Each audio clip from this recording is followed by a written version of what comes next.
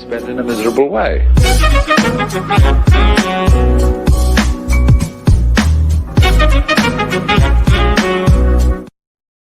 U.S. News retired FBI agent the Roger Stone raid was totally by the book opinion.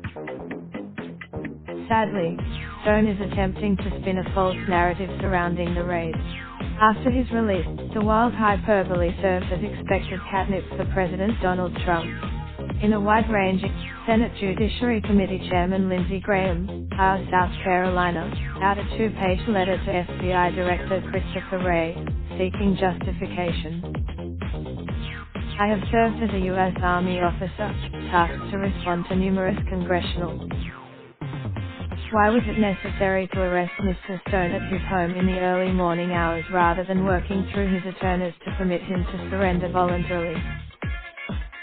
Because federal arrests typically occur at 6 a.m. local time. In other words, a few of the FBI agents could be seen in possession of mechanical breaching equipment, sledgehammers, Pelican tools, hydraulic door jam spreaders related to the search warrant. Why? And finally, surrender.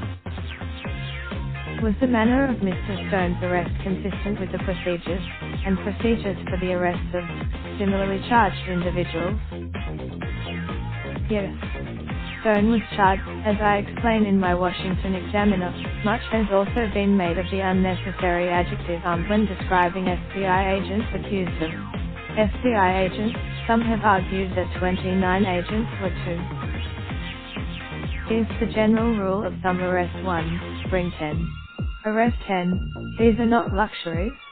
They are a necessity. Were usual procedures for obtaining and executing arrest and search warrants followed with regard to Stone? Yes. I served under Rob. Did the special counsel's office issue a press release and provide the indictment to the media prior to informing Stone's attorneys of the arrest? If true, I am unsure if it would violate any department regulations or guidelines, but would be considered bad form regarding the professional working relationships between prosecutors and defense attorneys in the criminal justice system. Raindrop, drop top, smoking, no cooking the hot pot. Fucking on your bitch, yeah, that. Looking up, open the park pot.